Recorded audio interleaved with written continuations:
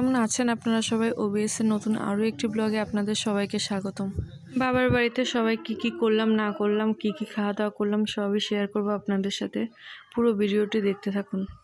সবাই আজকে বাড়ির সামনে এই জায়গাটায় আসছে। মা কয়েকটা কচুরমুখীর গাছ লাগিয়েছিল, সেগুলোই উঠাচ্ছে। আর এদিকে অনন্যা রেডি হয়ে নিয়েছে।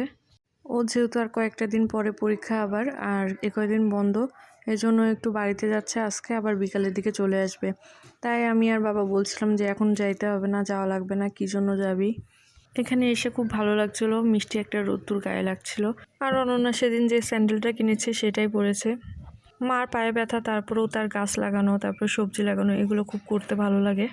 আমাদের বাড়িতে যত গাছ সবজি যাই আছে না কেন সবই মায়ের নিজের হাতে লাগানো। এখানে কত সুন্দর তুলসী গাছ হয়েছে দেখেন, ক্যামেরাতে কতটুকু বোঝা যাচ্ছে জানি না, তবে অনেক বড় তুলসী গাছটা। মায়ের পায়ে ব্যথা মানে হাঁটুতে ব্যথা হয়েছে, তারপরেও তাকে বসে বসে ওইগুলো করা লাগবে, কেননা তার অনেক শখ, এগুলো শখ করেই সে করে। আর গাছ লাগাইতে মা তো খুবই ভালোবাসে। আর এদিকে দেখেন আমাদের গাছে কত সুন্দর ডুমুর হয়েছে, প্রত্যেকটা জায়গায় ডালে ডালে ডুমুর হয়েছে। কয়েকদিন ডুমুর খেয়েছি, তারপরেও যেন গাছের ডুমুর পুরোচ্ছে না। আজকেও ডুমুর রান্না করবে, কেননা আমার ডুমুর খেতে খুব বেশি ভালো লাগে। আগের দিন ডিম দিয়ে ডুমুর দিয়ে রান্না করেছিল, আর আজকে বললাম যে শুধু ডুমুর রান্না করতে, তাই বৌদি আজকে শুধু ডুমুরই রান্না করেছে।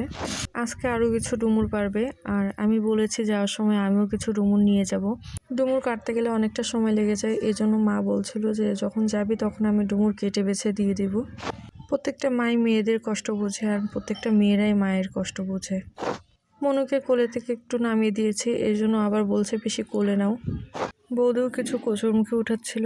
আর সব থেকে মজার কথা হচ্ছে বাবা 500 টাকার মতো কচুরমুখীর বীজ এনে দিয়েছে মাকে, কিন্তু তা লাগানোর পরে 50 টাকার মতো মনে হয় কচুরমুখী পাওয়া গেছে।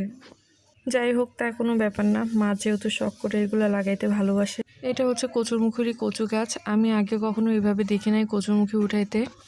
আর তার সামনে একটা নদী, আর অনেক জল হয়েছে নদীতে। আগের দিন দেখিয়েছিলাম যে ওটা হচ্ছে মায়ের লাগানো পেঁপে গাছ থেকে পেঁপে পেড়ে এনেছে। আর এরকম অনেক গাছ আছে মার, যেগুলাতে অনেক পেঁপে হয়েছে। আর এটা তো একটা দেখালাম। একজনকে কাজের জন্য নেওয়া হয়েছে, এজন্য বাবা দাঁড়িয়ে তাকে বুঝিয়ে দিচ্ছিল কি করতে হবে। চারিপাশে নেট দিয়ে ঘিরতেছিল। বাসায় আজকে অনেক কিছু রান্না করেছে। কাঁচকলা দিয়ে হচ্ছে ইলিশ মাছ রান্না করেছে, পেঁপের তরকারি, ডাল, তারপর নারকেলের বড়ি ভাজা, তার সাথে ডুমুরের তরকারি। আজকে ডুমুরের তরকারিতে নারকেল কুচি দিয়েছে, আর নারকেলের দুধ দিয়ে ডুমুরটা রান্না করেছে। অনেক সুন্দর লেগেছিল খেতে। ও তার সাথে আবার মাছ ভাজিও করেছিল বৌদি, আর কচু শাকও ছিল। গাছ থেকে আরও অনেকগুলো ডুমুর পেড়ে এনেছে, সেগুলো মা আর বৌদি মিলে কুটছিল। আর এদিকে জেঠিমা এসেও কুটছিল। ওই পাশের ওইটা হচ্ছে আমার জেঠিমা, ওইটা মেজো জেঠি। আর বড় জেঠিমা মারা গেছে, প্রায় 2 বছর মতো হয়ে গেল। ডুমুর কাটতে গেলে সব থেকে বড় সমস্যা ওর কষের আঠাগুলো হাতে লেগে যায়। মাম্মা বসে বসে ভাজা খাচ্ছিল, আর ওইদিকে মনু ভাজা আর চকলেট খাচ্ছিল। কি সুন্দর কালী ঠাকুর বানাচ্ছে। আর এটা হচ্ছে জ্যাঠতো দাদার ছেলে, ও নিজেই বানিয়েছে এটা। আর এটাকে এখন রং করবে, তাই ভাবলাম যে আপনাদের সাথেও একটু শেয়ার করি, যেহেতু দেখতে অনেক বেশি সুন্দর লাগছিল আমার। আর এটুকু বয়সে যে এত সুন্দর করে কালী ঠাকুর বানাচ্ছে সেটাই অনেক। আর ওর বানানো দেখে মাম্মা আর মনু চলে এসছে, যে ওরাও বানানো দেখবে আর রং করা দেখবে। আর রং দেখে তো মাম্মার বায়না শুরু হয়ে গেছে যে আমাকেও রং কিনে দাও, কিন্তু ও তো রং করতে বোঝে না এখনও। বোঝে না বলতে এত সুন্দর করে তো আর রং করতে পারবে না, তারপরেও তাকে কিনে দেওয়া লাগবে, এই জন্য লাফালাফি শুরু করে দিয়েছে যে আমাকে একটা রং কিনেই দাও। আপনারা কমেন্ট করে জানাবেন যে ও ছোট বয়সে এত সুন্দর করে কালী ঠাকুর বানিয়েছে, সেটা আপনাদের কেমন লাগলো।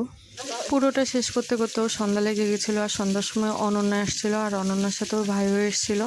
আর 3 জনে মিলে 3 ভাই বোন মিলে অনেক মজা করতেছে, খেলাধুলা করতেছিল। অনন্যা চলে আসছে এখানে, আর ও বাড়িতে গেছিলো। ওদের বাড়িতে অনেক ধান উঠেছে, রান্নাবান্না করা দরকার ছিল। বড় দিদি একা একা পারবে না, এই জন্য ও গেছিলো। একদম সিম্পলভাবে কি করলাম না করলাম সেগুলো দেখানোর চেষ্টা করেছি। কেমন লাগলো কমেন্ট করে জানাবেন আমাকে। আজকের ব্লগটি এই পর্যন্তই। সবাই ভালো থাকবেন, সুস্থ থাকবেন। ব্লগটি কেমন লাগলো কমেন্ট করে জানাবেন। ভালো লাগলে একটা লাইক করে দিয়ে পাশে থাকবেন। আজকের মতো টাটা।